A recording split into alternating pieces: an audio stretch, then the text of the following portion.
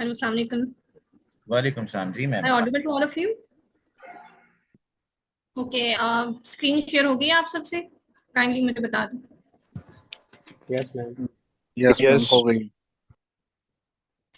चलिए जी, आप स्टार्ट करते हैं अल्लाह ताला के बाबरकत नाम से। आप लोगों का जो कोर्स था उसमें आईपी का पार्ट रखा गया था, और आईपी जो है पूरा एज अ सब्जेक्ट जो है मॉड्यूल मैं आप लोगों को कवर करवाऊंगी।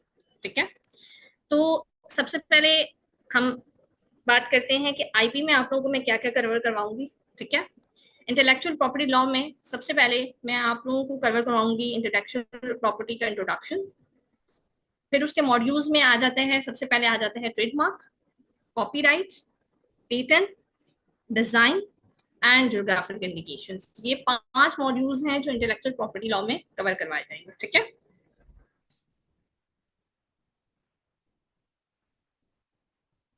तो सबसे पहले हम बात कर लेते हैं इंस्टीट्यूट की।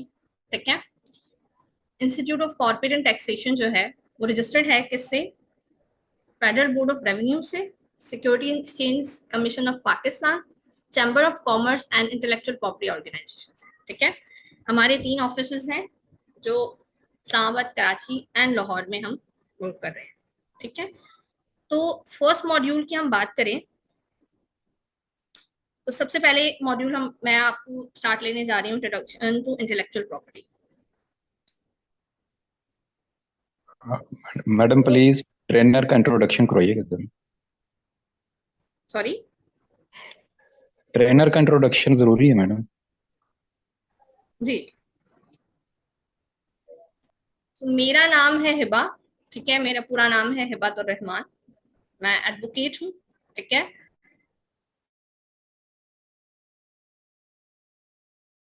कराची बार सिंध बार से जो है मेरा लाइसेंस है। मेरा एक्सपीरियंस है एक्सपर्टीज मेरी जो है इंटेलेक्चुअल प्रॉपर्टी। ठीक है, वर्क किया है। इसके अलावा मैंने एक आईपी फर्म में एज अ लीड एसोसिएट मैंने वर्क किया है। ठीक है, चलिए हम चलते हैं मॉड्यूल 1 की तरफ, introduction to intellectual property law. जब भी हम सुनते हैं इंटेलेक्चुअल प्रॉपर्टी तो हमारे माइंड में आता है कि ये चीज है क्या, इंटेलेक्चुअल प्रॉपर्टी आखिर है क्या चीज। ठीक है, और इंटेलेक्चुअल प्रॉपर्टी किस लॉ जो है ये किस पर्पस के लिए बनाया गया। तो इंटेलेक्चुअल प्रॉपर्टी पे जाने से पहले हम ब्रेक करते हैं इंटेलेक्चुअल और प्रॉपर्टी को, इनके मीनिंग समझते हैं, फिर हमें समझ में आ जाएगी कि ये बेसिकली इंटेलेक्चुअल प्रॉपर्टी है क्या चीज। ठीक है, इंटेलेक्चुअल मत का मतलब होता है कि पर्सन की एबिलिटी, आपका जो आइडिया है, आपकी इंफॉर्मेशन है, आपकी जो सोच है, आपका थिंकिंग लेवल किस लेवल का लेवल कितना है। ठीक है, और आप जो सोच रहे हो, आपका आइडिया और क्रिएटिविटी जो आता है वो आमी, इसका मतलब है इंटेलेक्चुअल। ठीक है, अब बात करते हैं प्रॉपर्टी की। जब भी मैं स्टूडेंट से पूछती हूँ कि इंटेलेक्चुअल प्रॉपर्टी का नाम सुन के आपके माइंड में सबसे पहले चीज क्या आती है, वो मुझे एक बात कहते हैं कि ट्रेडमार्क आता है, पेटेंट आ जाता है, कॉपीराइट आ जाता है। लेकिन इसके लिए एक हम स्पेसिफिक टर्म यूज करते हैं, वो है आपके, वो कहा जाता है इंटेंजिबल एसेट्स। कोई भी आप पूछे आपसे कि ट्रेडमार्क, कॉपीराइट, पेटेंट या डिजाइन, ये जो इंटेलेक्चुअल प्रॉपर्टी के मॉड्यूल्स हैं, ठीक है, टाइप्स हैं, वो आपका क्या है, तो आप उनसे कह सकते हो कि क्या है आपका इंटेंजिबल एसेट्स। यहाँ पे 2 डेफिनेशंस लिखी हुई हैं, tangible assets and intangible assets को वो डिफाइन कर रहा है। ठीक है, टेंजिबल एसेट्स आपके फिजिकल ऑब्जेक्ट्स हैं, जिसको आप देख सकते हो, जिसको आप टच कर सकते हो, आपकी लैंड, इक्विपमेंट, ये सारी चीजें क्या है आपकी फिजिकल एसेट्स। लेकिन जब हम बात करते हैं ट्रेडमार्क की, कॉपीराइट की, हम पूरे होल की बात करें इंटेलेक्चुअल प्रॉपर्टी, तो ये क्या है आपके इंटेंजिबल एसेट्स। ठीक है, और ये आपके नॉन फिजिकल एसेट्स कहलाते हैं। तो यहाँ तक आप लोगों को बात क्लियर हो चुकी है कि मैंने 2 हिस्सों में ब्रेक किया, इंटेलेक्चुअल को और प्रॉपर्टी को, कि आपको मीनिंग समझाने के लिए। तो आपको समझ में आ गया इंटेलेक्चुअल प्रॉपर्टी का मीनिंग? हैंड रेज करके मुझे बता सकते हैं आप लोग, माइक भले ऑन ना करें, ताकि मुझे लगे कि मैं क्लास के साथ इंगेज हूँ।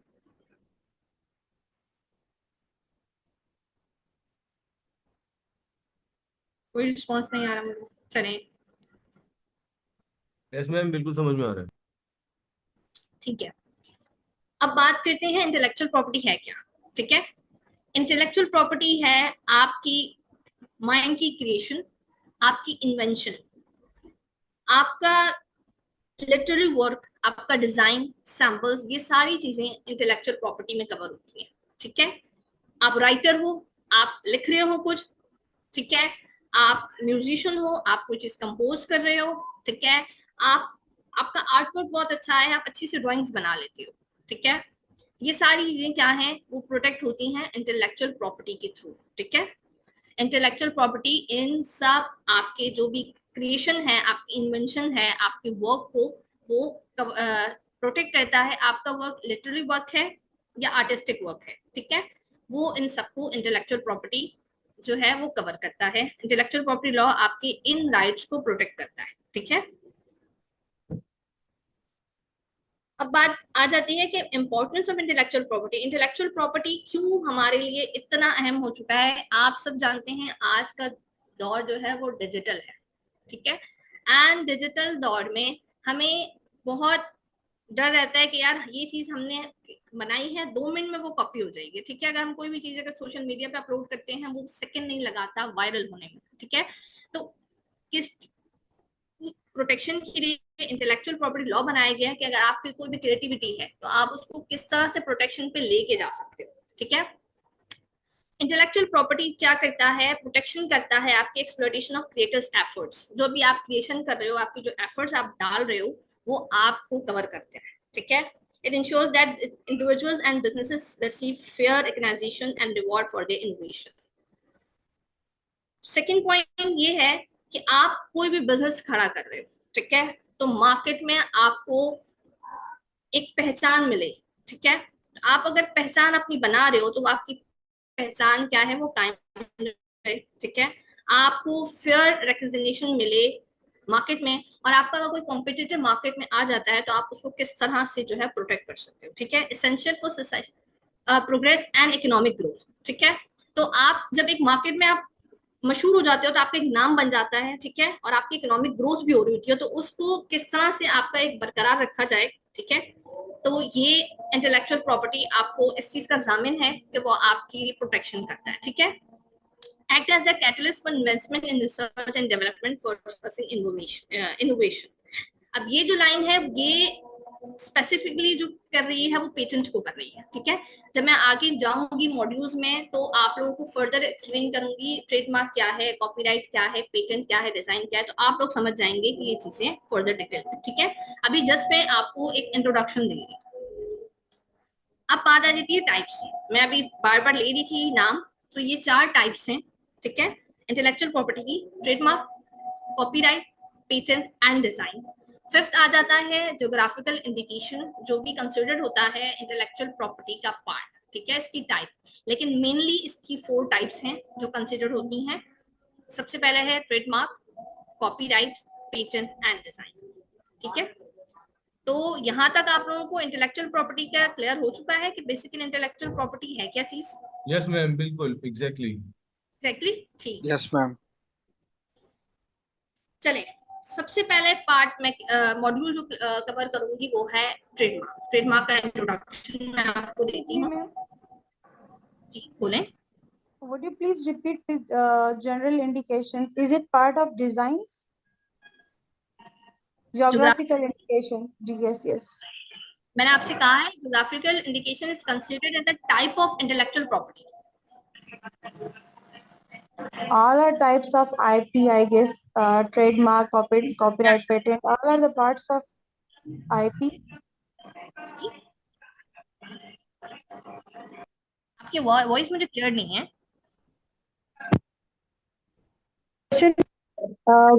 All are types of IP, trademark, copyright, patent, and design. And fifth one is geographical indications. Yes. So what you said, that is it part of designs or something else? No, I just said कि geographical indication is considered as a type of IP, but there are mainly 4 types. Okay, mainly जो है वो 4 types हैं। अगर हम हर जगह कहीं पढ़ें तो मेनली 4 टाइप्स आती हैं। ठीक है, but fifth one is geographical indication is considered as a type of IP, ठीक है। And what about trademark, copyright, and patent? These are parts of IP. Simple answer ये है, these are the types of IP, 5 types of IP, बस आप ये mind में रखें, 5 types of IP, trademark, copyright, patent, design and geographical indication. मैंने ऐसा कुछ नहीं कहा कि ज्योग्राफिकल इंडिकेशन जो है वो ट्रेडमार्क या किसी की टाइप है, मैंने कहा है 5 टाइप्स, ठीक है। All right. Alright, okay.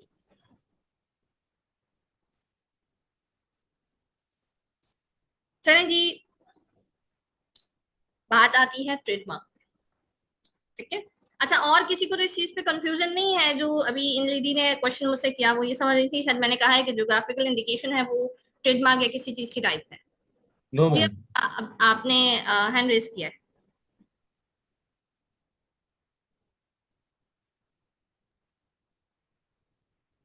आप कुछ कहना चाह रहे थे अब्दुल्ला, आपने हैंड रेज किया है।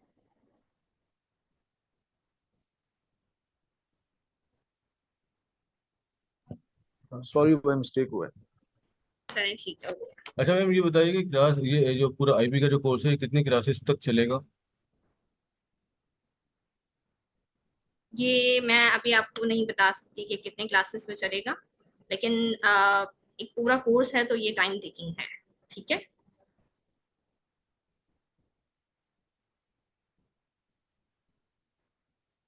चलिए जी, अभी मैंने दोबारा रिपीट कर देती हूँ। मैंने कहा था कि इंटेलेक्चुअल प्रॉपर्टी की मेनली 4 टाइप्स हैं और 5वीं टाइप जो है वो ज्योग्राफिकल इंडिकेशन है। 4 टाइप्स मैंने नाम दोबारा से गिनती हूँ, trademark, copyright, patent, design and geographical indication, ठीक है।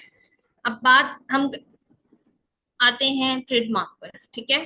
ट्रेडमार्क है क्या चीज? ट्रेडमार्क कोई भी आपका सिंबल, आपका फ्रेज, आपका वर्ड, डिजाइन, ठीक है, जो आपका आइडेंटिफाई कर रहा हो आपके पर्टिकुलर प्रोडक्ट और सर्विस को, ठीक है। और ये हेल्प आपको करता है रिकग्नाइज करने में और डिस्टिंग्विश करने में गुड्स और सर्विसेज को मार्केट में। मार्केट में आप क्या बेच रहे हो, आप अपने गुड्स बेच रहे हो या आप सर्विस प्रोवाइडर हो, तो ये आपका ट्रेडमार्क आइडेंटिफाई कर रहा होता है, ठीक है, रिकग्नाइज कर रहा होता है कि आप पहचाने जाते हो, इसी से आपका नाम बनता है, ठीक है। अच्छा, अब इसमें सेकंड सेंटेंस लिखा है, trademark are protected by intellectual property rights may and may not be registered, ठीक है। डिपेंड करता है नेचर का कि आपका रजिस्टर्ड होगा या नहीं जब आप रजिस्ट्रेशन की तरफ जाते हैं, ठीक है। अच्छा, आप यहाँ देखें तो यहाँ मैंने पिक्चर लगाई हुई है, ठीक है, और पिक्चर में डिफरेंट लोगोज जो हैं, ट्रेडमार्क जो है वो आपको नजर आ रहा है, ठीक है। गूगल है तो ये वर्ड मार्क आपको दिख रहा है, ठीक है। टोयोटा अगर आप देखें तो इसके आगे इसका सैंपल है। अगर नाम हम नहीं भी देखें तो हम लोगों को देखते हैं तो हमें समझ में आ जाती है कि यार ये कार किसकी है, ये ब्रांड किसका है, टोयोटा का, ठीक है।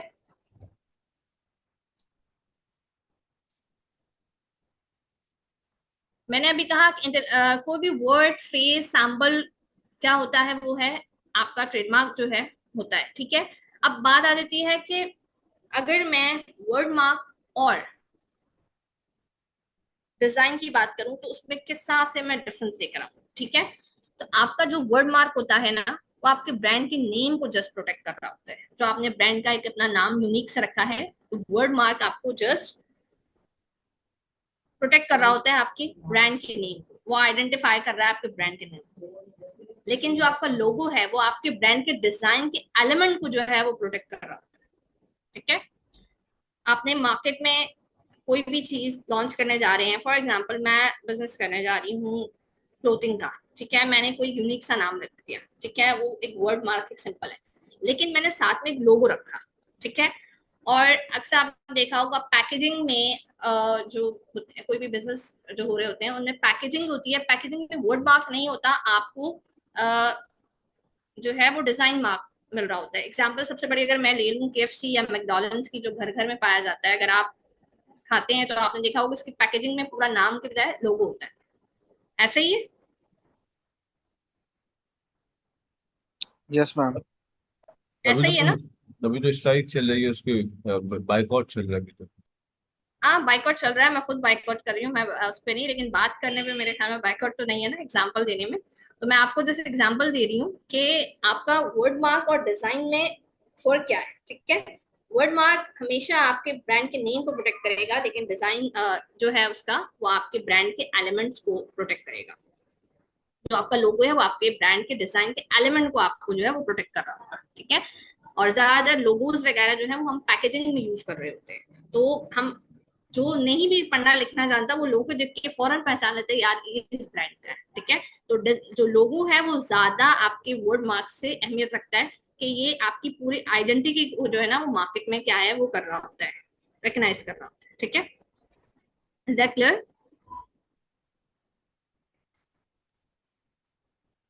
वालेकुम मैडम।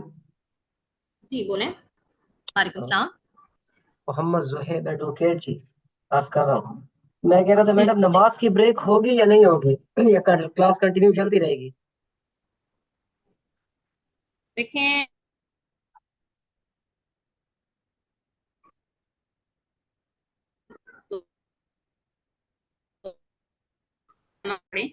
एंड आफ्टर क्लास पढ़ ले, is it possible for you? ठीक है जी, सही। ठीक है। अब बात आती है, जब मैंने ट्रेडमार्क आपको एक्सप्लेन किया तो अब पहला माइंड में ये क्वेश्चन आता है कि ट्रेडमार्क कौन कौन सी चीजें हैं वो ट्रेडमार्क कंसिडर हो सकती है, ठीक है। What can be a trademark? तो अगर हम बात करें कि what can be a trademark, तो आपका प्रोडक्ट का नेम मैंने आपको कहा था ट्रेडमार्क हो सकता है, लोगो आपका ट्रेडमार्क हो सकता है, बिजनेस का नेम, आप कोई भी नाम रख रहे हैं, ठीक है, वो आपका क्या है ट्रेडमार्क कंसीडर रहेगा। विद लोगो पूरा जो है वो कंसीडर किया जाएगा एज अ ट्रेडमार्क। मैंने आपको दो पार्ट्स में करके बताया, वर्ड मार्क एंड डिजाइन लोगो, ठीक है। वर्ड मार्क एंड लोगो मिला के आपका बनता है ट्रेडमार्क, ठीक है। एंड कलर कॉम्बिनेशन और स्कीम आप जब रखते हो, लास्ट में जो लिखा हुआ है, आप जब भी अपना लोगो डिजाइन करते हो तो लोगो हमेशा कलरफुल होता है, ठीक है। वो कोई भी एक मार्क होता है आपने उठा लिया एंड उसमें कलरिंग स्कीम वगैरह कॉम्बिनेशन में होता है, तो वो मार्क आपका ये जो लास्ट चीज जो है कंसिडर कर रही है आपकी लोगो को, ठीक है। कभी भी आपने देखा होगा लोगो कभी भी सिंपल नहीं होता है, लोगो कलरफुल ही आता है, चाहे वो मार्क हो चाहे टिक हो। आपने ब्रांड देख लिया, इनका टिक है लेकिन वो भी आपको कलरफुल में दिया जा रहा है। अगेन आपने हैंड रेज किया है उमर आसिफ जी। हाँ, सो मेरा सवाल ये है कि ऑफन ऐसा होता है कि लोगोस के अंदर वर्ड्स एम्बेडेड होते हैं, सो वो from an infringement standpoint क्या वो वर्ड मार्क कंसिडर होता है या लोगो? आपकी आवाज भी नहीं कटी, आप दोबारा से अपने क्वेश्चन करेंगे? ऑफन ऐसा होता है कि लोगो के अंदर वर्ड्स होते हैं, जैसे केएफसी का लोगो है, उसके अंदर for example if the word KFC is in it, तो वो वर्ड मार्क कंसिडर होगा और would it be a design mark? ये वर्ड मार्क कंसिडर होगा इवन दो वो लोगो है। एक है सिंपल वर्ड मार्क, ठीक है, एक है होता है word and design mark. Word and design mark में क्या हो जाएगा, विद लोगो जो आ जाएगा वो आपका वर्ड एंड डिजाइन मार्क आ जाएगा, ठीक है। ओके। ठीक है। आपने केएफसी की एग्जांपल दी, अगर मैं खाली केएफसी लिखती अपना ब्रांड बनाती और जो उसमें बाबा जी की पिक्चर है वो ना लगाती, ठीक है, तो जस्ट केएफसी होता है वो वर्ड मार्क कहलाता है, लेकिन बीच में साथ में वो पिक्चर जो है तो वो पूरा कहलाएगा word and design mark. Same as McDonald's, McDonald's का आपने देखा होगा पैकेजिंग में एम है, ठीक है, तो एम क्या है उनका लोगो है, तो वो word and design mark consider होगा। ओके। ठीक है। मेरे ख्याल में किसी और ने भी हैंड रेज किया था। हाँ यस मैम, मैंने किया था। वो भाई कह रहे थे ना कि केएफसी जो है वो लोगो है, तो केएफसी लोगो तो नहीं है, वो तो ब्रांड का नाम है। जो लोगो है वो जो वर्ड बाबा मार्क, जी की पिक्चर की लोगो है। मैं ये बात कर रहा था, वो वर्ड आपने क्लियर कर। मैं आपको अभी लास्ट जो स्लाइड में मैंने आपको एक्सप्लेन किया वर्ड मार्क क्या है एंड लोगो क्या है, ठीक है। वर्ड और डिफरेंट है ये दोनों चीजें। आप ब्रांड का अगर नाम रखते हो जस्ट वर्ड मार्क तो आपका वो वर्ड मार्क कंसीडर होगा, सिंपल आपने नाम रख दिया, ठीक है। उसके साथ आपने लोगो बनाया तो वो वर्ड एंड डिजाइन मार्क पूरा कंसीडर होगा विद लोगो, ठीक है। Okay ma'am. अब मैंने आपको एक्सप्लेन किया था कि what can be a trademark, क्या चीजें ट्रेडमार्क कंसीडर की जाएंगी रजिस्ट्रेशन के लिए, ठीक है। आप अपने माइंड से उठा के कुछ भी रख लें, लेकिन जब आप रजिस्ट्रेशन प्रोसेस के लिए जाओगे तो there are some rules and regulations के किस बेस पर आपका मार्क रजिस्टर्ड होगा। तो मैंने आपको बता दिया what can be a trademark, अब बात आ रही है what can not be a trademark.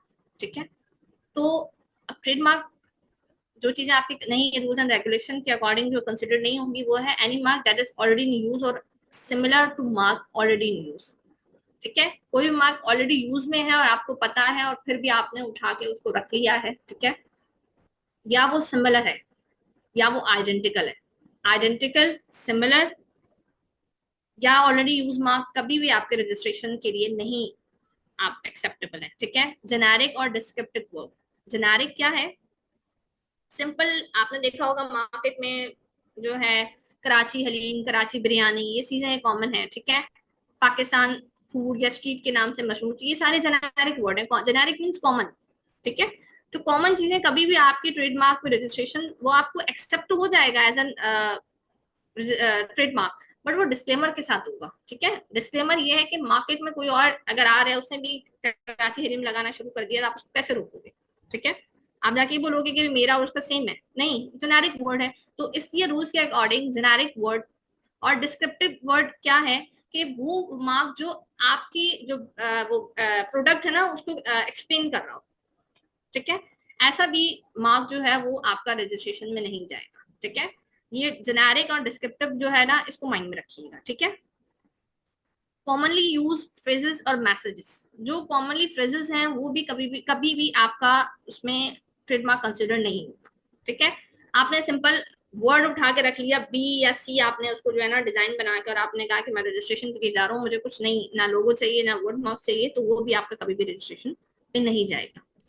Direct religious code and passages. ठीक है, ऐसा कोई भी मार्क जो किसी भी रिलीजन को टारगेट कर रहा हो, ठीक है, कोई भी रिलीजियस कोड जो है वो आपका ट्रेडमार्क कंसीडर नहीं की जाएगी। इसकी मैं आपको रिसेंटली एग्जांपल दे देती हूँ। ठीक है, अगर आप लोग आजकल सभी सोशल मीडिया पे बहुत एक्टिव है कल मैं पढ़ रही थी इस पे, एक एक्ट्रेस है करीना कपूर, सब जानते होंगे, बॉलीवुड एक्ट्रेस। ठीक है, उन्होंने अपनी एक बुक जो है वो लॉन्च की थी जिसमें उन्होंने रखा था नाम करीना कपूर खान प्रेगनेंसी बाइबल। ठीक है, तो कल ही एक क्रिश्चियन लॉयर है, उन्होंने उन पे एक पिटीशन फाइल किया है कि वो बाइबल वर्ड जो है वो हटाएं। तो क्या है, वो डायरेक्ट रिलीजियस को टारगेट कर रहा है। ठीक है, तो वो उन्होंने इस बुक को अपना नाम दिया है एज अ ट्रेडमार्क के तौर पर, तो इसको हटाने के लिए पिटीशन फाइल की है कि ये जो है बाइबल, बाइबल आपको पता है क्रिश्चियनिटी मजहब की मजहबी बुक का नाम है। ठीक है, तो ये क्या है, उनके लिए बहुत मुकद्दस चीज है, तो वो इस तरह से उसको यूज करना, वो कह रहे हैं कि हमारे क्या है मजहब की तौहीन की जा रही है। ठीक है, तो कोई भी रिलीजियस कोड्स वगैरह ऐसे पैसेज जो किसी डायरेक्ट मजहब को टारगेट कर रहे हैं वो रजिस्ट्रेशन के लिए नहीं एक्सेप्टेबल। ठीक है, ये there are some rules and regulations जो हमें फॉलो करना होता है फॉर ट्रेडमार्क रजिस्ट्रेशन। सो यहाँ तक आप लोगों को पॉइंट क्लियर है? जी मैम। लेडी की बीच में आवाज आई थी एंड वो इंटरप्ट हो गई, मुझे समझ नहीं, आप कुछ कह रही थी?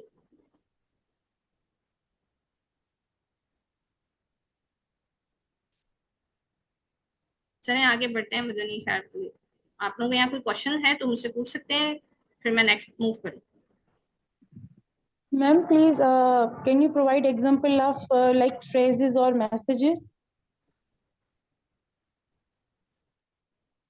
ठीक है, देखिए फ्रेजेस या मैसेजेस में आपको एग्जांपल दे दूं कि कॉमन फ्रेज हम, हाँ एक कॉमन फ्रेज हम कहेंगे, हम हमेशा कहते हैं ऊंची दुकान फीका पकवान, एक फ्रेज है। ठीक है, ठीक है, अब आप देखने में कह रहे हो बड़ा यूनिक सा मजा आ रहा है मुझे, अगर मैं उसको रख लूं। ठीक है, अभी मुझे माइंड में कोई फ्रेज नहीं आ रहा था तो मैंने ये वाला फ्रेज अभी आया तो मैंने आपको एग्जांपल दे दिया, दिखने में तो यूनिक लग रहा है। ठीक है, लेकिन ये फ्रेज है। ठीक है, ये बहुत कॉमन है, और ट्रेडमार्क के रूल में सबसे पहला रूल यही है कि कॉमन चीजें जेनेरिक या ऐसे कोई भी चीजें वो कंसिडर नहीं होंगी ट्रेडमार्क रजिस्ट्रेशन के लिए। क्यों? क्योंकि ट्रेडमार्क लॉ बनाया इसलिए गया है कि आपकी जो भी क्रिएटिविटी है ना, क्रिएटिविटी की प्रोटेक्शन की जाए, ताकि कोई भी इन्फ्रिंजर जो है ना आपकी चीजों को इन्फ्रिंज ना कर सके। तो आप कॉमन चीजें उठा के जो है आपको भी मैं ट्रेडमार्क रजिस्ट्रेशन कर रहा हूँ, कैसे एक्सेप्टेबल? तो जब भी रजिस्ट्रेशन के लिए जाए, पहला माइंड में चीज ये रखें कि ट्रेड इंटेलेक्चुअल प्रॉपर्टी का मकसद ही आपकी जो है क्रिएटिविटी को रजिस्टर्ड करना है। तो कभी भी कॉमन चीजों को आप रूल्स एंड रेगुलेशन के अकॉर्डिंग जो है वो रजिस्टर्ड नहीं करवा सकते। रजिस्ट्रेशन हो जाती है बट उसमें डिस्क्लेमर आ जाता है आपका, उसमें साफ लफ्जों में लिखा होता है कि आपको उसका सिर्फ यूज मिला है, आपको राइट नहीं मिला एक्सक्लूसिव कि आप कल को किसी को उठा के जो है वो केस कर दो कि भाई ये मेरा है। आपको क्लियर है ये चीज फ्रेज का? Yes, ma'am. Well noted. Well noted.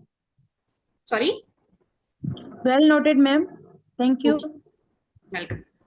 अच्छा मैम, ये जेनरिक का बताइएगा। जेनरिक जेनेरिक, मैंने जेनेरिक का आपको बताया है कि जेनेरिक का मतलब होता है बिल्कुल कॉमन चीज। पाकिस्तान कॉमन ना, सब जानते हैं एक कंट्री है, ये बहुत कॉमन है, ठीक है। कराची सिटी, सबको पता है कि कराची पाकिस्तान का सिटी है, कराची कॉमन है, ठीक है। तो ये सारी चीजें और एग्जाम्पल और मैं दे दूं किसी भी जगह का नाम। फॉर एग्जाम्पल मेरा नाम है, ठीक है, मैंने अपने नाम से उठा के जो है वो ट्रेडमार्क रजिस्टर्ड करवा दिया, सिंपल हिबा कर दिया, ये भी सबको पता है ये जेनेरिक है, ठीक है। तो सिंपल चीजों को रजिस्ट्रेशन नहीं मिलती। मैं आपको अभी दोबारा जुमला रिपीट किया है कि इंटेलेक्चुअल प्रॉपर्टी लॉ बनाया है आपकी माइंड की क्रिएटिविटी, आपकी जो भी नॉलेज है, स्किल्स हैं, उसको प्रोटेक्ट के लिए। तो उसमें जाहिर सी बात है मेहनत लग रही है, एक बंदा एक चीज बना रहा है, वो सोच रहा है और एक वो उस पर क्रिएटिविटी कर रहा है, फिर वो रजिस्ट्रेशन की तरफ जा रहा है। तो रूल्स के अकॉर्डिंग क्या है, राइट किसको मिलना चाहिए, जो मेहनत कर रहा है या जो है वो पक्का पक्का हलवे को लेके जाके वो रजिस्ट्रेशन करवा रहा है। तो जेनेरिक और डिस्क्रिप्टिव, जेनेरिक के बाद जो डिस्क्रिप्टिव है, मैंने आपको बताया डिस्क्रिप्टिव वो कि जो मार्क आपके जो ब्रांड सॉरी आपके जो प्रोडक्ट है उसको आइडेंटिफाई कर लो। तो मैम आपने ये भी बताया कि ये नाम मिल तो जाएगा लेकिन विद डिस्क्लेमर मिलेगा, तो डिस्क्लेमर का मतलब क्या है कि हम इसको यूज कर सकते हैं डिस्क्लेमर का मतलब और ये इसको है, कोई और भी यूज कर सकता है, यानी कोई भी इस्तेमाल कर सकता है और हम किसी के खिलाफ क्लेम भी नहीं कर सकते इसको। एग्जैक्टली आप क्लेम नहीं कर सकते हो। तो फिर फायदा क्या हुआ इसको एज ए ट्रेडमार्क रजिस्टर्ड करने आपको का? देखिए, आप जाते हो ना तो आपको पहले ही बता देते हैं, जब आप हियरिंग के लिए रजिस्ट्रार के सामने खड़े होते हो, रजिस्ट्रार कहते हैं आपको खुद को नहीं पता कि ये क्या है, जेनेरिक है, डिस्क्रिप्टिव है, तो वो कहते हैं जी, तो कहते हैं आपकी मर्जी, आपने इसको कैंसिल करवाना है, आपको रजिस्टर्ड होगा तो डिस्क्लेमर के साथ होगा। तो बंदा फिर भी वो चाह रहा है कि यार बस कर ही दो, मेहनत नहीं करनी है, तो कहता है रजिस्ट्रार आप कर दें इसको रजिस्टर्ड। तो उसमें लिखा हुआ आ जाता है डिस्क्लेमर कि आपको इसका एक्सक्लूसिव राइट नहीं मिला, जैसे आपको उसका यूज मिला है। उन्हें कोई फायदा नहीं है ट्रेडमार्क रजिस्ट्री को रजिस्टर्ड करने में, डिपेंड करता है आप पे, वो पहले पूछते हैं आपसे कि आप इसको रजिस्टर करना चाहेंगे, क्योंकि वैसे भी आपको इसका कोई फायदा नहीं। लेकिन जिसको अपने ब्रांड की प्रोटेक्शन की फिक्र होती है तो वो कहता है नहीं मैं इसको चेंज कर देता हूँ।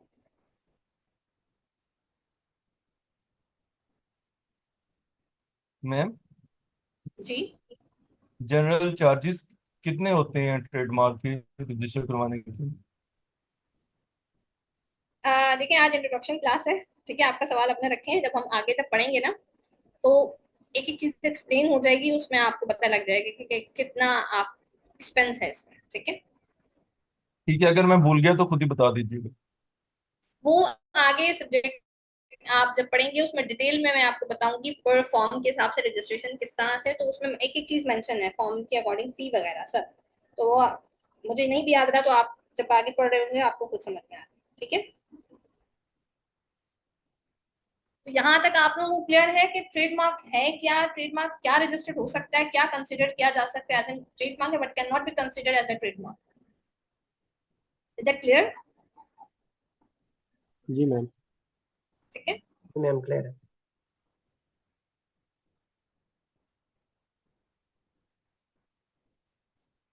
अच्छा जी, पहली बात मैंने की ट्रेडमार्क की, ठीक है।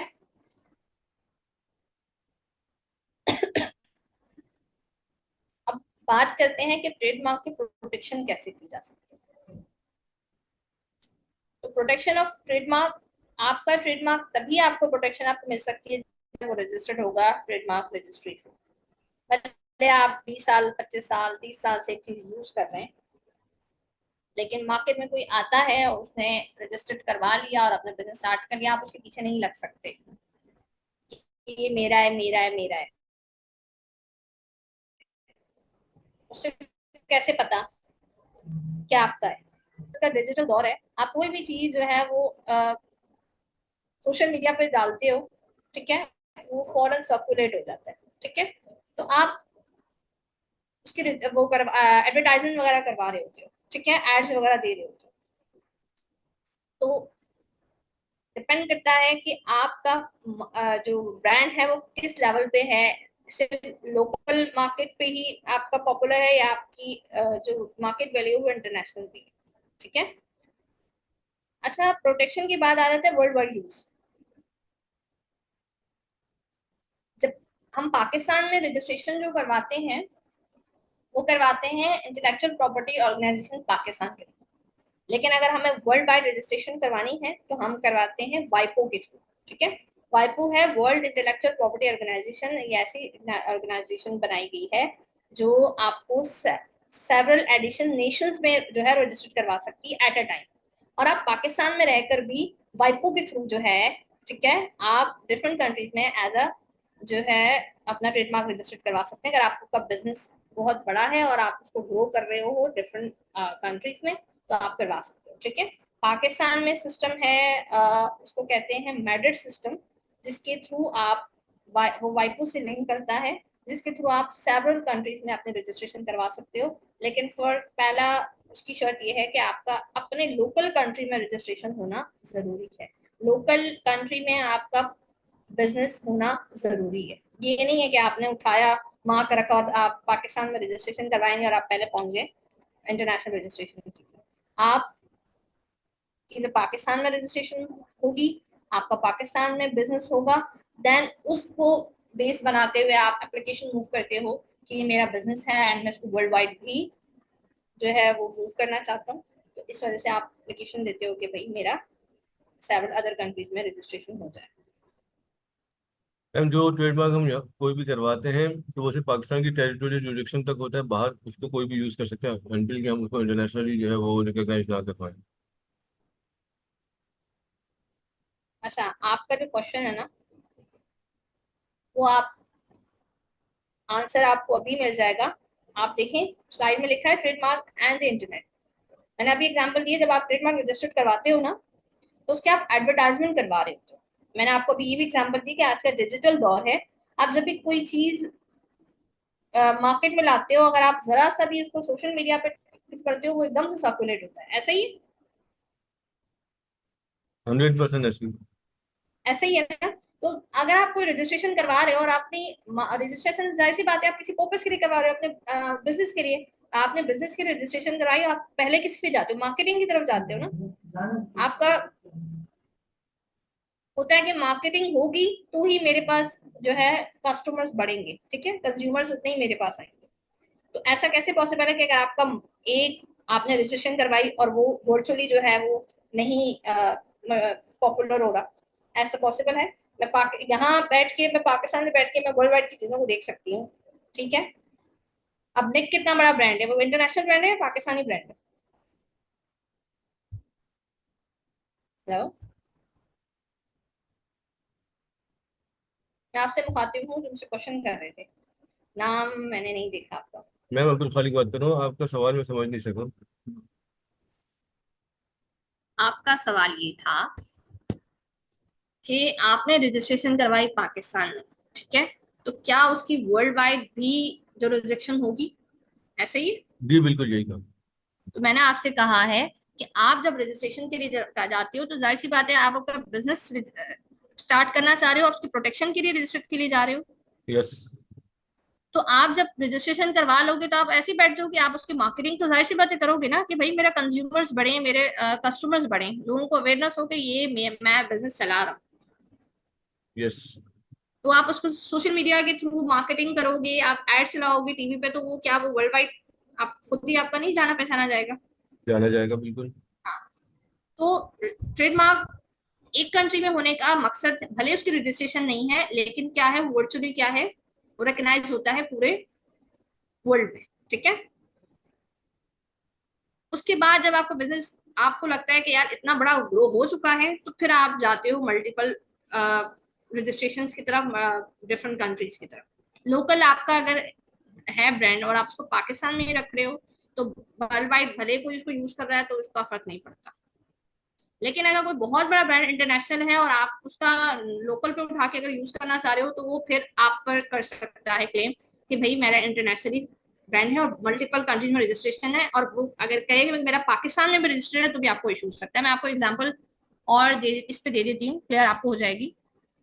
एक बैंड है मेटालिको, वो म्यूजिशियन बैंड है, अगर आपने सुना हो। एक म्यूजिशियन बैंड है, ठीक है। आपने म्यूजिशियन बैंड, आपको पता है डिफरेंट इंस्ट्रूमेंट्स होते हैं और ग्रुप में वो जो है वो सिंगिंग कर रहे होते हैं, ठीक है। और ये बहुत वर्ल्ड फेमस जो है बैंड है, म्यूजिशियन उनका नाम है, उन्होंने अपने ग्रुप का नाम दिया हुआ है मेटालिको। तो मेरा एक ट्रेडमार्क था क्लाइंट का, वो रजिस्ट्रेशन करवाना चाह रहे थे मेटालिका। दैट टाइम जब मैं उनकी फाइलिंग वगैरह कर रही थी, तो वो पाकिस्तान में रजिस्टर्ड नहीं था, ठीक है। मैंने कहा कि सिमिलर है, उनका है मेटालिको एंड मेरा है मेटालिका, तो वो इतना इशू नहीं आएगा।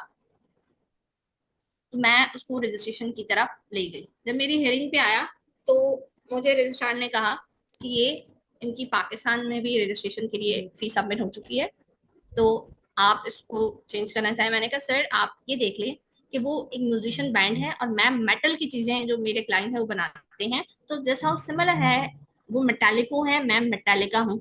तो मुझे ये आंसर मिला रजिस्ट्रार ने कि वो एक वर्ल्ड वाइड बैंड है।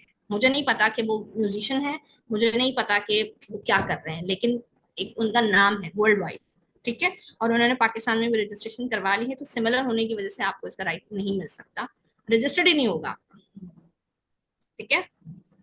जेनेरिक चीजों पे और बाकी चीजों पे आपको रजिस्टर्ड होके फिर आपको डिस्क्लेमर लग जाता है, लेकिन जो वर्ल्ड वाइड फेमस हैं सिमिलर या आइडेंटिकल, आपको वो रजिस्ट्रेशन की तरफ ही आपको अगर आपने रजिस्ट्रेशन करवा ली है, सॉरी रजिस्ट्रेशन प्रोसेस पे हो, तो आपको वो कैंसिलेशन की एप्लीकेशन डालनी पड़ती है, वो रजिस्टर्ड नहीं। इज दैट और क्लियर? तो वो पाकिस्तान के अंदर उसकी रजिस्ट्रेशन का अगर नहीं आता एप्लीकेशन, तो फिर वो रजिस्टर्ड हो जाता। हाँ, मैंने क्योंकि उस वक्त तक मैंने जब डेटा निकाला, मैंने देखा कि यार ये यहाँ भी आया नहीं है, और मैं ये भी माइंड में बना रही थी कि यार वो म्यूजिशियन बैंड है और मैं मेटल की चीजें मेरा क्लाइंट बना रहा है, तो समहाउ मे भी रजिस्टर्ड हो जाए।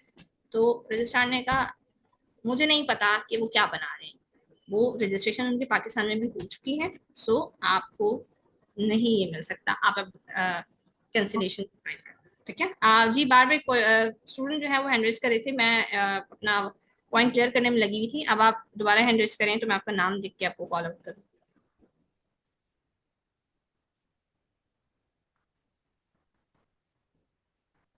जी कोई बार बार हैंड रेज कर रहा था, वो खुद ही अपना माइक ऑन करके क्वेश्चन कर लें। तो ये जो डिफरेंट क्लासेस होती हैं इसमें, मतलब जब आप रजिस्ट्रेशन के लिए अप्लाई करते हैं, तो जी आप जो बात कर रही हैं जो इंटरनेशनल ब्रांड है, और तो उसमें कोई क्लासेस मैटर नहीं करती फिर कि आप कौन सी क्लास में फॉलो कर रहे हैं?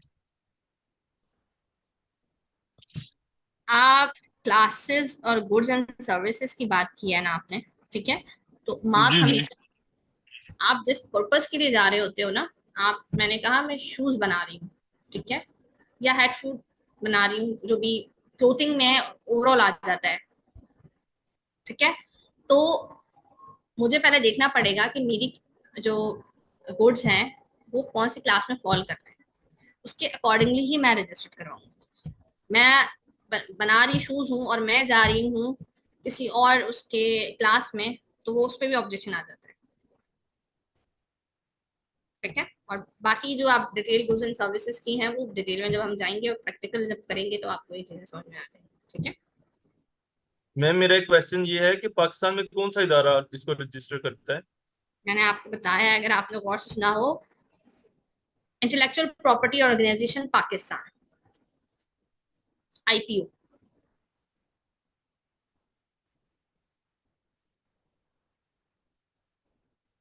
क्लियर है आपको?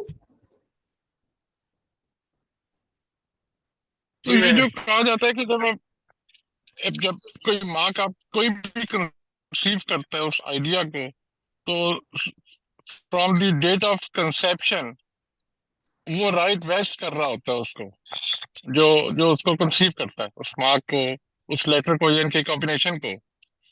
तो उसमें कुछ भी प्रोटेक्शन नहीं है बंदे की, अगर ट्रेडमार्क रजिस्टर ना हो तो। मुझे आपका सवाल ही समझ नहीं आया। मैं ये कह रहा हूँ कि जब कोई, ये कहा जाता है कि जब कोई बंदा इन्वेंट करता है कोई मार्क, हम्म तो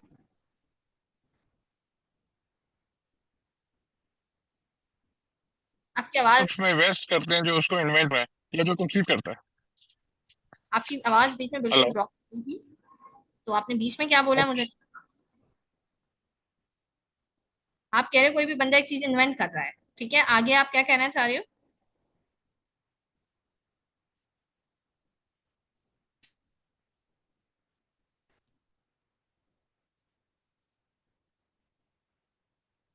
चलिए आगे मूव करते हैं। मुझे लगता है कि आगे इंटरनेट इशू है कि वो उनकी आवाज मुझे जो है वो नहीं आ रही है। मैडम एक क्वेश्चन है। जी बोले। मैडम सर्च रिपोर्ट आने के कितने दिन के बाद जो है आपने जो है वो फॉर्म 21 जो है वो सबमिट करना देखिए होता है? मैंने आपको बार बार ये कह रही हूँ कि आज इंट्रोडक्शन क्लास है, जब हम डिटेल में पढ़ेंगे ये सारी चीजें ठीक है, आप इसमें क्लियर हो जाएंगी, ठीक है। ठीक आज इंट्रोडक्शन क्लास है तो उसको सिर्फ इंट्रोडक्शन पे रहने दिया है, ठीक है। ठीक है मैडम, सॉरी सॉरी सॉरी। चलिए मैं बात कर रही थी वर्ल्ड वाइड यूज का, ठीक है। उसके बाद वर्ल्ड वाइड यूज पे मैंने आप लोगों को कहा कि अगर आपको मल्टीपल कंट्रीज में अपना बिजनेस स्प्रेड करना है तो उसके लिए आप क्या हो, मल्टीपल कंट्रीज में रजिस्ट्रेशन करवा सकते हैं। लेकिन एक स्टूडेंट ने मुझसे क्वेश्चन किया कि पाकिस्तान में हमारा रजिस्टर्ड है तो उसकी जुरिसडिक्शन जो है वो वर्ल्ड वाइड है कि नहीं है। तो उसका सिंपल मैंने आंसर दिया था कि भले आपकी रजिस्ट्रेशन नहीं है बट वो वर्चुअली क्या है, आपका वो रिकग्नाइज हो रहा है वर्ल्ड में, ठीक है। तो भले आपकी लैक ऑफ फिजिकल बाउंड्रीज है लेकिन वो ग्लोबली एक्सेसिबल है, आपका मार्क को लोग देख सकते हैं, भले आपका लोकल मार्केट में या क्या। लेकिन डिपेंड करता है कि आप कितना स्ट्रांग है आपका ब्रांड। अगर आप मार्केट में एक अच्छी रेपुटेशन बनाई है और आप उसको इंटरनेशनल लेके जा रहे हो, ठीक है, या अगर आप इंटरनेशनल भी लेके चले गए और इंटरनेशनल में ही कोई लोकल मार्केट से कोई उठाता है आपका ब्रांड यूज करता है तो आप उसको जो है वो क्लेम कर सकते हो, ठीक है। कंसर्न रिलेटेड टू एडवर्टाइजिंग, तो एडवर्टाइजिंग पे भी भले आपकी मार्केट आपकी सिर्फ लोकल जुरिसडिक्शन पे रजिस्ट्रेशन हुई है लेकिन क्या है वो एडवर्टाइजमेंट के थ्रू वर्ल्ड वाइड रिकग्नाइज हो रहा है। डिफरेंट वेबसाइट्स पे आप एड्स पे जब आप चलाते हो तो वो आपका ट्रेडमार्क क्या है वो रिकग्नाइज होगा, ठीक है। तो यहाँ तक मेरे ख्याल में पॉइंट्स क्लियर हो चुके हैं। मैम इंटरनेशनली जाने के लिए जो है वाइपो से ही करवाना काफी है या हर कंट्री में अलग अलग जाके रजिस्ट्रेशन करवानी पड़ेगी, और कितनी कंट्रीज में करवाएंगे? पाकिस्तान में देखें वाइपो ने पाकिस्तान के साथ लिंक करके एक सिस्टम हमें दिया है, मैड्रिड सिस्टम हम उसे कहते हैं, ठीक है। मैड्रिड सिस्टम के through at a time multiple countries में रजिस्ट्रेशन हम करवा सकते हैं बैठे बैठे पाकिस्तान, ठीक है। लेकिन मैंने क्या है उसकी फर्स्ट क्या है शर्त कि आपका लोकल रजिस्ट्रेशन होना जरूरी है, नेशनल रजिस्ट्रेशन से कहते हैं पाकिस्तान में, और आपका बिजनेस होना जरूरी है लोकल। ऐसा नहीं है कि आपने अभी ब्रांड एक्स चूज किया है और आपने पाकिस्तान में रजिस्ट्रेशन आप इंटर मैड्रिड सिस्टम में आपकी एप्लीकेशन बेस बनेगी आपकी लोकल रजिस्ट्रेशन। आप अपनी डॉक्यूमेंट सबमिट करोगे कि मेरा ये ब्रांड है और ये मेरा रजिस्टर्ड हुआ है पाकिस्तान में, ये मेरा बिजनेस है और मैं उसको जो है वो ग्रो करना चाह रहा हूँ मल्टीपल कंट्रीज में, और इसलिए मल्टीपल कंट्रीज में मैं ग्रो करने के लिए उसको मल्टीपल कंट्रीज में रजिस्ट्रेशन करवा, तो उस बेस पर आप मल्टीपल कंट्रीज में रजिस्ट्रेशन करवा सकते मतलब ये कि मैंडेटरी नहीं है कि हम वाइपो पे जाएं, हम सिंपल जो है पाकिस्तान की रजिस्ट्रेशन करवा के भी अपना काम स्टार्ट कर सकते हैं। वाइपो पूरे कंट्री के साथ लिंक कर रहा है, ठीक है। यानी कि वाइपो में रजिस्ट्रेशन जरूरी है या वाइपो ही में रजिस्ट्रेशन होती है सिर्फ? ना आप समझे नहीं है, मैंने कहा अगर आपको इंटरनेशनल उस पे जाना है तो वाइपो एक इदारा है जो इंटरनेशनल आपके रजिस्ट्रेशन में आपको, वाइपो ने ही हमें दिया है मैड्रिड सिस्टम, ठीक है। तो उस मैड्रिड सिस्टम के थ्रू हमारी आसानी हो गई है कि हम पाकिस्तान में बैठे बैठे मल्टीपल कंट्री में रजिस्ट्रेशन करवा सकते हैं। हमें अलग अलग किसी कंट्री में जाकर वहां की किसी इदारे को नहीं अप्रोच करने की जरूरत, हम क्या है वाइपो ने हमें सिस्टम दे दिया है मैड्रिड का, हम मैड्रिड सिस्टम के थ्रू क्या है वो रजिस्ट्रेशन करवा सकते हैं। क्लियर हो गया आपको पॉइंट? यस मैम, मैं ये समझाऊँ कि वाइपो में जो है वो सेकंड स्टेप है। फर्स्ट स्टेप में आपको जो है लोकल रजिस्ट्रेशन करवानी होगी, फिर एक टोटल एग्जैक्टली मैंने कहा ना, आपकी इंटरनेशनल रजिस्ट्रेशन की बेस क्या बनेगी, आपकी लोकल रजिस्ट्रेशन आपकी बेस बनेगी ना। ठीक है। उसके बाद अगर कोई चाहे तो वाइपो में जा सकता है, इट्स नॉट मैंडेटरी। मैंडेटरी नहीं है। मैंने आपसे कहा अगर आपको बिजनेस इतना बड़ा हो चुका है और आप चाह रहे हो कि मैं बाहर उसको रजिस्ट्रेशन करवाऊं, तो आप मैड्रिड सिस्टम को यूज करोगे। जब आपका काम ही नहीं है और आप पाकिस्तान में आपका बिजनेस है तो बस ठीक है। ठीक है, क्लियर है आपको ये चीज? यस मैम, बिल्कुल।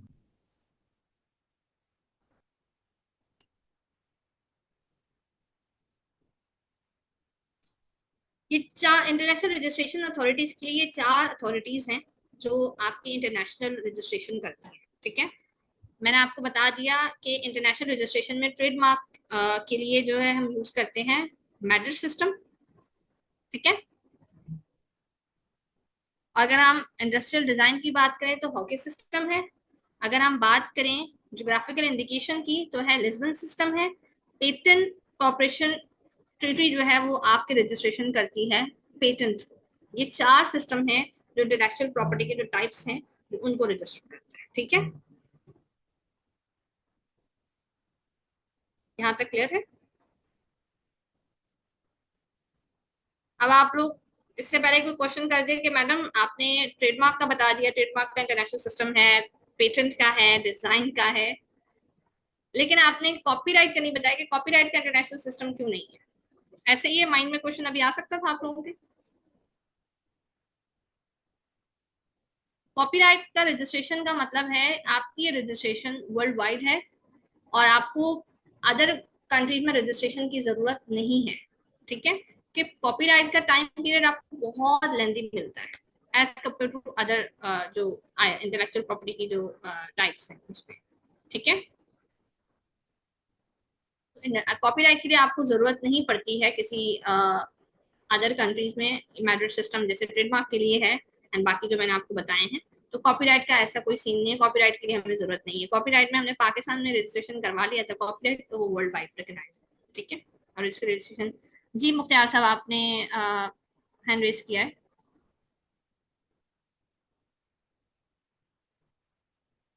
हेलो, अस्सलाम वालेकुम मैम। मैम एक्चुअली मेरा क्वेश्चन ये है कि हमारे यहाँ जैसे कि पेटेंट ऑर्डिनेंस है हमारे पास, तो उसमें थ्योरेटिकली तो हमने मतलब ये चीज़ पढ़ी है कि अगर किसी भी पेटेंट को आप रजिस्टर करवाते हो तो एक मखसूस टाइम के लिए उसकी ड्यूरेशन होती है, देन आपको रिन्यू करवाना होता है अगर कोई आपका पेटेंट है रजिस्टर्ड।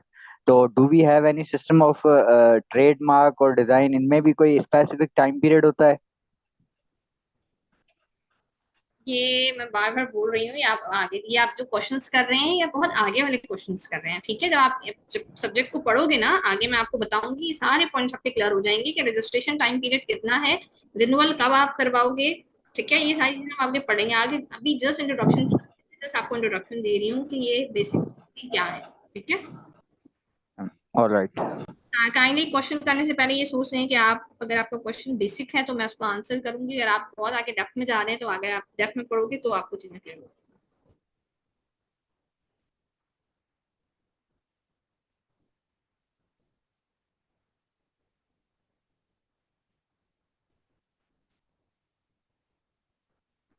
अभी एक स्टूडेंट जो मुझसे वाइपो के लिए उन्होंने क्वेश्चन किया था, वो ये कह रहे थे कि मैंडेटरी है कि नहीं है। ठीक है, और मैंने उनको एक्सप्लेन किया कि अगर आप चाह रहे हो कि आपका बिजनेस ग्रो कर जाए मल्टीपल कंट्रीज में, पाकिस्तान में तो आपने एक स्ट्रॉन्ग अपनी बना ली है बेस के, आपका ब्रांड बहुत बड़ा है, तो आप किस तरह से जाओगे। ठीक है, तो इंटरनेशनल रजिस्ट्रेशन एप्लीकेशन क्या है, बेसिक एप्लीकेशन क्या है, ऑफिस ऑफ द ओरिजिन। आप अपने एरिया में आपके ओरिजिन में जो ऑफिस है आप पहले वहां रजिस्टर्ड करवाते हो। पाकिस्तान में आप हो तो आपका नेसेसिटी क्या है, रजिस्ट्रेशन होना जरूरी है अपने कंट्री में। जो भी रेलेवेंट अथॉरिटी है IPO intellectual property organisation Pakistan, उसमें आपके रजिस्ट्रेशन होना जरूरी है। वो आप एप्लीकेशन को बेस बनाते हो। ठीक है, एंड देन वो आप जाते हो वाइपो के थ्रू। देन वाइपो क्या है, आपको मल्टीपल कंट्रीज में रजिस्ट्रेशन कर देता है। तो यहाँ तक आप लोगों को बात क्लियर है, क्योंकि इंट्रोडक्शन का जो क्लास है वो यहाँ एंड होती है। इंट्रोडक्शन में ये चीजें हैं। अगर आप लोगों को क्लियर नहीं है कोई चीज और आपको लग रहा है कि आप चाह रहे हैं क्वेश्चन करना, तो आप कर सकते हैं मुझसे क्वेश्चन। मैम कॉपीराइट का आपने बताया कि वो इंटरनेशनली रिकॉग्नाइज करवाने की जरूरत नहीं होती, जी। तो वो जब पाकिस्तान में रजिस्टर्ड करवाते हैं तो वो इंटरनेशनल जो है वो इंटरनेशनली रजिस्टर्ड कंसिडर की जाती है, अपने पूरे दुनिया के अंदर कोई आपका जो है कॉपीराइट यूज नहीं कर सकता। Exactly exactly. देखिए कॉपीराइट का मैं आगे आप पढ़ेंगे ना तो मैं आपको डिटेल बताऊंगी। अभी आपके क्वेश्चन का आंसर करने के लिए इतना बता सकती हूँ कि अभी जैसे एक स्टूडेंट ने मुझसे क्वेश्चन किया कि मैडम पेटेंट के लिए इतना टाइम रिक्वायर्ड है और इतने टाइम बाद रिन्यूअल है, तो बाकी सिस्टम के लिए भी है कि नहीं है? हर बाकी ट्रेडमार्क पेटेंट के लिए तो लिमिटेड टाइम पीरियड के उस पर रजिस्ट्रेशन है, फिर आपका रिन्यूअल है। लेकिन कॉपीराइट आपका लाइफ टाइम है। कॉपीराइट आपका स्टार्ट होगा after the death of the author. आपकी डेथ के बाद आपका टाइम पीरियड स्टार्ट होगा 50 साल के लिए। तो कॉपीराइट लाइफ टाइम है। तो रजिस्ट्रेशन आपने कॉपीराइट की एक दफा करवा ली, ठीक है, तो वो आपका है लाइफ टाइम है। तो उसके लिए आपको इंटरनेशनल रजिस्ट्रेशन वगैरह की जरूरत नहीं है। वो आपको वर्ल्ड वाइड जो है वो कंसिडर किया जाए।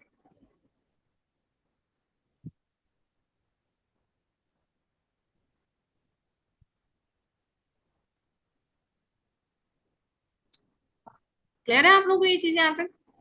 Yes ma'am.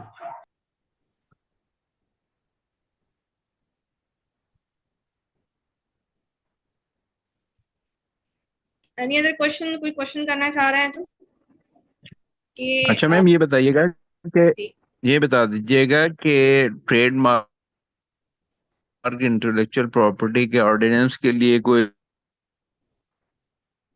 रिकमेंडेड बुक आप बता सकते हैं? चलता रहता है प्रैक्टिस के अंदर, काम के अंदर, तो उसमें उसके लिए कोई इसका पीरियोडिकल्स भी कोई होते हैं जो आते रहते हैं जिसको केस लॉ में पढ़ते रहें तो कुछ मालूमात और नॉलेज मिलता रहे? आपकी आवाज बीच में कटी थी। आपने मुझे कहा कि ऑर्डिनेंस के अलावा आपने और क्या आगे बात की, मुझे समझ नहीं आई है। दोबारा आप रिपीट करें अपने क्वेश्चन। मैंने कहा कि इंटेलेक्चुअल प्रॉपर्टी ऑर्डिनेंस जो 2001 आप बता रहे हैं, इसकी रिकमेंडेड बुक जो है कोई आप वो बता सकते हैं? और इसके अलावा कोई इसके केस लॉ का कोई पीरियोडिकल डाइजेस्ट कोई होते हैं तो वो बता दीजिएगा।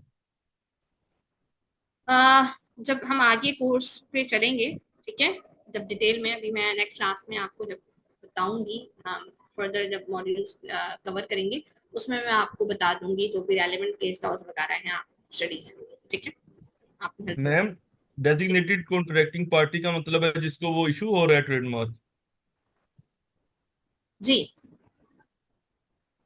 अच्छा मैंने ऑर्डिनेंस का बुक का पूछा है, कोई रिकमेंडेड बुक किसकी है, कौन सी है, वो जरा बता दें ताकि अगली क्लास से पहले कोई बुक शो खरीद दी जाए। कोई रेलेवेंट किसी ऑथर की बुक तो मैं आपको सजेस्ट नहीं कर सकती। मैं भी उसको ऑर्डिनेंस को फॉलो करती हूँ, ठीक है, एंड उसी के अकॉर्डिंगली मैंने आप लोगों की ये प्रिपरेशन जो स्लाइड्स की है। और आप लोगों को नेक्स्ट क्लास में स्लाइड्स भी, मतलब एट द एंड जो आपको लेक्चर है उसके बाद आप लोगों को स्लाइड्स शेयर की जाती हैं, ठीक है। तो ये लेक्चर आप लोगों के पास रहेगा, तो इसमें मैंने एक एक जो है वो बारीकी सी चीजें इसमें डाल दी हैं, तो मुझे नहीं लगता कि आपको किसी बुक की तरफ जाने की जरूरत है, चले ठीक है। ठीक है। ठीक है मैम डेजिग्नेटेड कॉन्ट्रैक्टिंग का मतलब जिस ट्रेडमार्क टू है।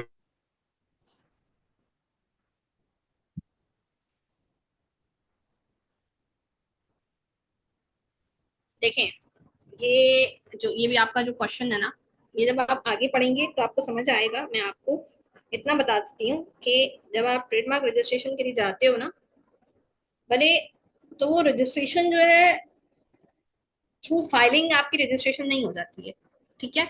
वो डिफरेंट प्रोसेस से गुजरती है। भले आपके ऑब्जेक्शन आए, आपने ऑब्जेक्शन का रिप्लाई कर दिया है, वो जब आपका ट्रेडमार्क हियरिंग में एक्सेप्ट होता है तो वो 4 महीने के लिए, sorry, after acceptance in hearing वो आपका होता है पब्लिश, ठीक है। गैजेट में आपका पब्लिश होता है और वो पब्लिक होने के लिए 4 महीने का टाइम पीरियड होता है वो, कि अगर फिर भी 4 महीने में किसी को लगता है कि मार्केट में कॉम्पिटिटर ने आपका सिमिलर या आइडेंटिकल मार्क चुरा ली है, ठीक है, तो वो 4 महीने के अंदर अंदर आप पर क्लेम कर सकता है। क्लियर है आपको?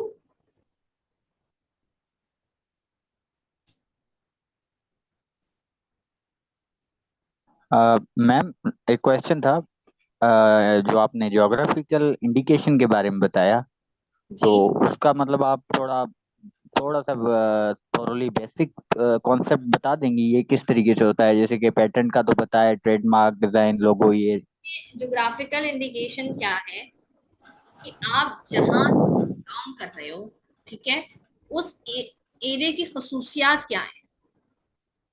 ठीक है, मैं उसकी एग्जांपल आपको दे सकती हूँ। मैं बिलोंग करती हूँ केपीके से, ठीक है, ठीक है मैम। केपीके से बिलोंग करती हूँ, तो आप केपीके का नाम सुन के सबसे पहले माइंड में कोई मखसूस चीज आती है? पेशावर के खैबर पख्तूनख्वा या किसी सिटी पेशावर की, या कुछ मखसूस चीज आपके माइंड में आती है? सिटी के वाले से जी नेम्स वगैरह। है ना, खसूसियात इस तरह से कोई एक मशहूर सौगात कह लें आप, केपीके की कोई सौगात या केपीके की कोई नाम मशहूर कोई ऐसी चीज। जी ड्राई जी फ्रूट जी मैम। वगैरह। जी ड्राई फ्रूट सही कह रहे हैं आप। नमक मंडी। सिंपल आपको दे देती हूँ, पेशावरी चप्पल। पेशावरी चप्पल आप माइंड में सुनते ही आपको केपीके खैबर पख्तूनख्वा याद आ जाता है? जी आप। आ जाता है ना। तो वो क्या है, ये पेशावरी चप्पल क्या है, वो केपीके की इंडिकेशन है, ज्योग्राफिकल इंडिकेशन है। All right ma'am, all right. KPK को ठीक हो गया। अस्सलाम वालेकुम। ओके, थैंक यहाँ यू पे एक मैम। अस्सलाम वालेकुम। जी सॉरी टू इंटरप्ट यू मिसिबा, यहाँ पे एक और भी रेलिवेंट, वैसे तो आपको पता ही है अभी लॉ बना है जो आपका ज्योग्राफिकल इंडिकेशन का पाकिस्तान में, और वो बना क्यों था, वो हमारे जो पास जो एक मामला था। आपकी आवाज नहीं आ रही मुझे, आवाज नहीं आ रही? बहुत स्लो आ रही है। आप अभी आवाज आ रही है? जी आ रही है, बोले। हाँ जी जी जी, मैं यहाँ पे एक तो स्टूडेंट से भी थोड़ा डिस्कस करना चाह रहा था, बाकी मैं यहाँ पे कह रहा था तो एक रेलिवेंट एक और एग्जांपल जो है वो बासमती राइस की है, जिसकी वजह से ये मामला पाकिस्तान में उठा और ये कानून बना जो है ज्योग्राफिकल इंडिकेशंस का। जब हम इंटरनेशनल कोर्ट ऑफ जस्टिस में गए कि जो बासमती राइस है वो पाकिस्तान की प्रोडक्ट है, जबकि उसको इंडिया अपना बना के सेल कर रहा था। अच्छा, आपकी मैं जी जी सही कह रहे हैं आप। अब अगर आप देखें तो जो ज्योग्राफिकल इंडिकेशन में जो बासमती का आप कह रहे हैं ना, अब वो वर्ल्ड वाइड रिकग्नाइज हो रहा है, पाकिस्तान का बासमती राइस। एग्जैक्टली। ठीक है, और आपका क्वेश्चन अभी काफी डप में था कि अभी किसी को समझ नहीं आएगी, क्योंकि अभी इंट्रोडक्शन क्लास है और मैं सबको बेसिक बता रही हूँ। जब आगे हम चलेंगे तो रेलेवेंट केस लॉज के साथ आपको मैं चीजें गाइड कर दूंगी, तो आपको समझ में आ जाएगी। ठीक है, 1 मिनट ऊपर हो चुका है, और कोई क्वेश्चन है तो मुझसे करें, नहीं तो फिर मैं यहाँ क्लास एंड करती हूँ। मैम आपको मेरी आ रही है? जी आप में आपके किस इंटरनेट इशू है, तो आपकी आवाज बहुत कट रही है, मुझे आपकी आवाज नहीं आ रही। आ रही है? जी अब आ रही है, बोले। मैम कौन मुझे? आपकी आवाज बहुत जो है वो इंटरप्ट हो रही है, मुझे नहीं समझ में आ रही। आप टाइप कर दें, आपका कोई क्वेश्चन है आप टाइप मैम कर। डेजिग्नेटेड कॉन्ट्रैक्टिंग पार्टी मतलब?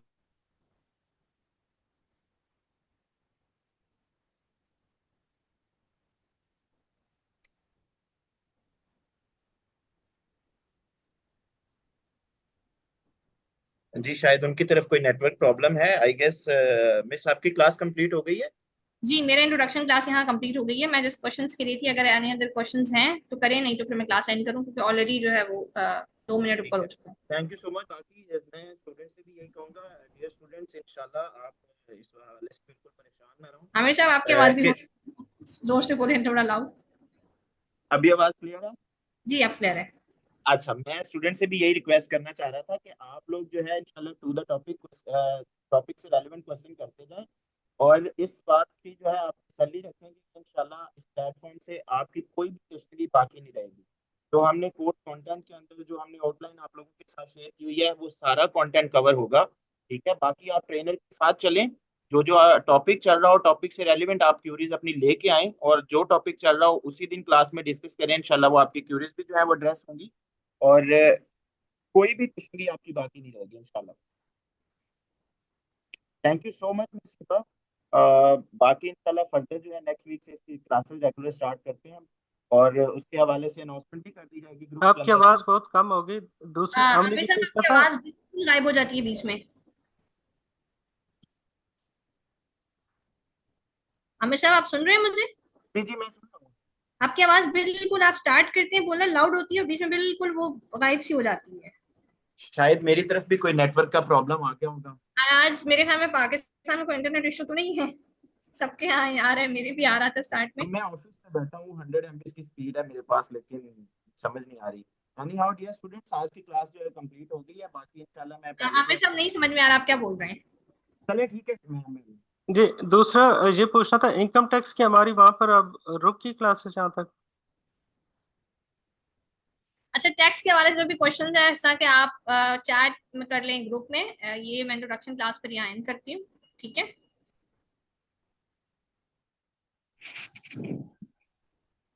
चले क्लास यहाँ एंड हो रहा है सेशन इंट्रोडक्शन का, ठीक है। इंटेलेक्चुअल प्रॉपर्टी का इंट्रोडक्शन मैंने आप लोगों को दिया। इंशाल्लाह नेक्स्ट क्लास में मुलाकात होगी आप लोगों से, और नेक्स्ट क्लास में जो है वो ट्रेडमार्क को जो है मैं डिटेल में पढ़ूंगी, और जो फर्दर मॉड्यूल्स है वो इस तरह से नेक्स्ट क्लास में कवर करेंगे। चलें, दुआ में याद रखें, नमाज का टाइम था बीच में, आप मुझसे कोई कह रहा था नमाज पढ़नी है, नमाज आप पढ़ें, मुझे भी दुआ में याद रखें, ठीक है। अल्लाह हाफिज़। अल्लाह हाफिज। Okay ma'am. अल्लाह हाफिज मैम।